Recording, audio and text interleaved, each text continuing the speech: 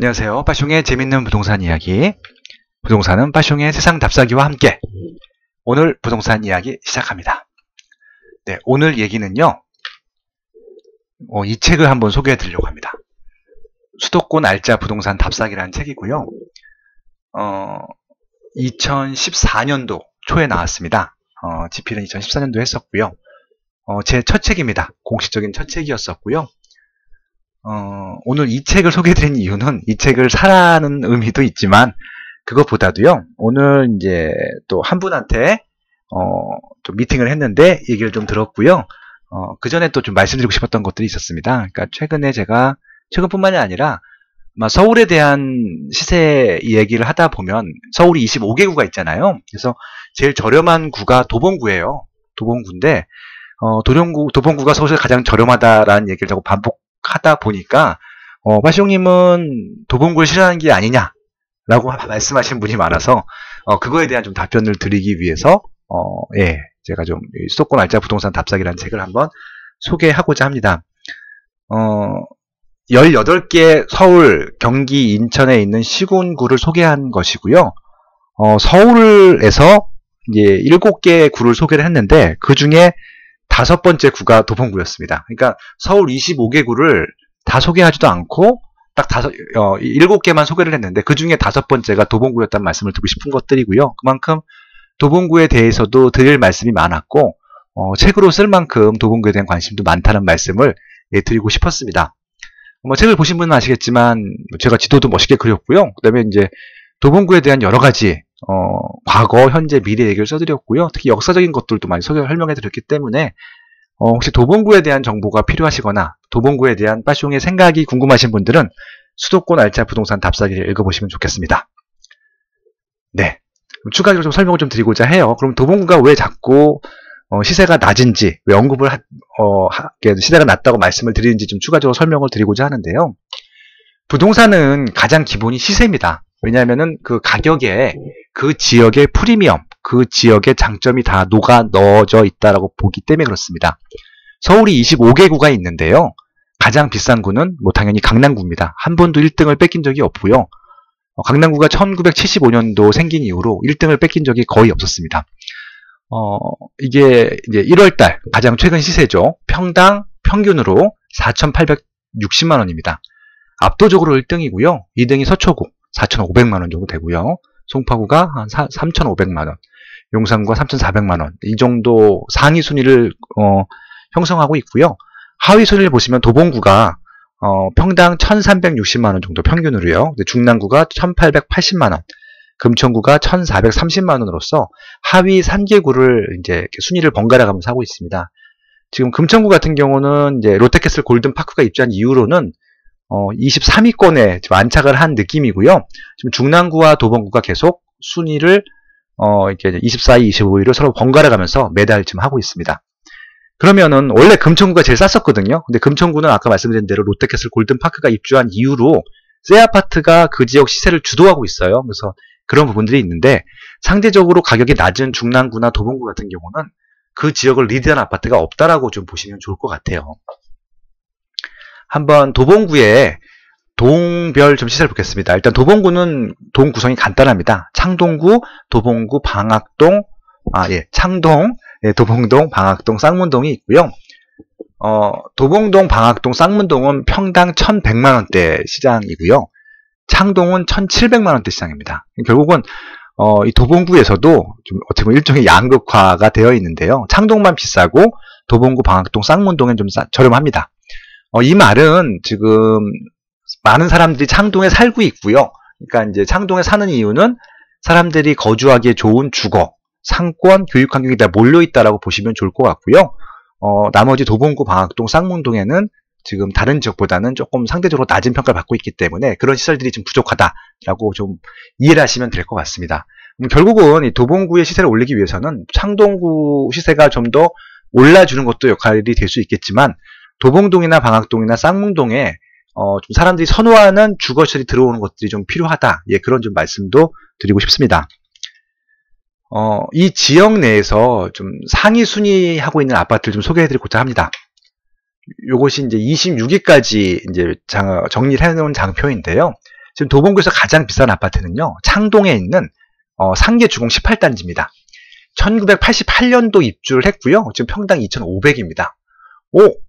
88년이면 지금 30년 차가 된 아파트잖아요. 이제 30년이 넘었는데, 근데 제일 오래된 아파트가 왜 제일 비쌀까요? 예, 30년 차가 넘은 아파트 중에서 제일 비싼 아파트는, 예, 재건축을 앞두고 있는 아파트일 가능성이 높다라는 것들이고요.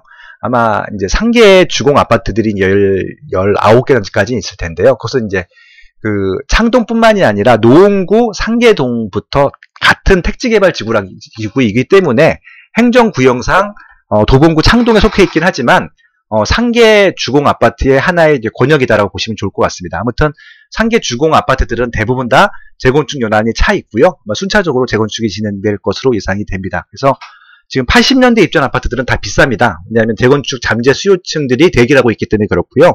지금 아파트는 낡았지만 뭐 대지 지분이라든지 여러 가지 조건들 때문에 새 아파트가 됐을 경우에는 호재가 되기 때문에 그런 부분들이 가치가 미래 가치가 반영되어 있다고 봐주시면 될 것 같습니다.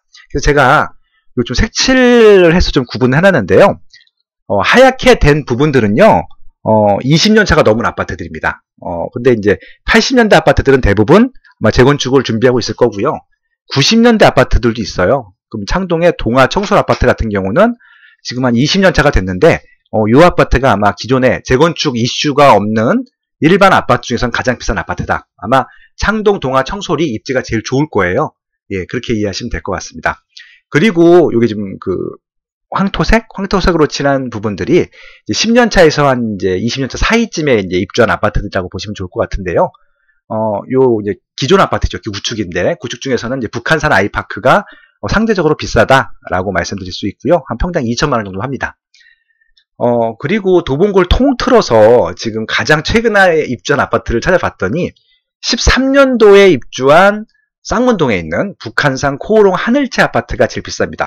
그럼 상식적으로 제일 새 아파트가 뭐 재건축 이슈를 뺀 아파트들보다는 비싸야 되는데, 그럼 동아 청솔과 비교했을 때 북한산 코오롱 하늘채가 더 비싸야 되는데 많이 싸죠? 평당 600만 원 정도 쌉니다. 그 이유는 쌍문동이라는 입지가 아파트 거주하기 하는 입지로서는 창동 입지보다 부족하다라고 수요층들이 평가를 하는 겁니다. 그렇기 때문에 동아 청솔 아파트가 구축임에도 불구하고 북한산 코오롱 하늘채보다 더 비싸다라는 말씀을 드리고 싶은 거예요. 결국은 아파트라고 하는 것은 입지 가치가 있고 상품 가치가 있는데, 일단 입지 가치가 상품 가치보다 조금 더 우선한다라는 좀 말씀을 드리고 싶은 겁니다.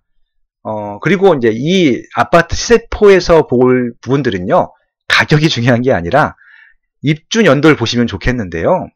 네, 새 아파트가 아예 없습니다. 그렇기 때문에 도봉구가 싼 겁니다. 원래 금천구보다 더 비싼 지역이었음에도 불구하고 금천구는 계속 새 아파트가 들어오는데 도봉구는 지금 새 아파트가 전혀 없어요. 그렇기 때문에 이 지역 내에서 재건축이든 재개발이든 뭐 어떤 공공 뭐 아파트든 새 아파트 좀 공급이 필요하겠구나. 만약에 새 아파트가 공급되면은 인기가 많겠구나. 예, 그런 것들을 느낄 수 있었습니다. 네. 한번 지도로 한번 볼게요. 네. 창동, 쌍문동, 방학동, 도봉동이 도봉구라고 말씀을 드렸고요. 보시는 바와 같이 창동 같은 경우는 이 중랑천 사이에 있는 역세권이기 때문에 거의 평지고요. 택지개발지구이기 때문에 상대적으로 비쌌던 것들이었었고요. 도봉동, 방학동, 쌍문동은 이 도봉산 줄기 좀 살짝 언덕에 있기 때문에 택지도 아니고 평지도 아니고 아파트가 많이 들어간 입지는 아닙니다. 그래서 그런 부분 때문에 가격이 저렴한 것들이니까 그런 부분들은 고려하셔 보셔야 될 것 같고요.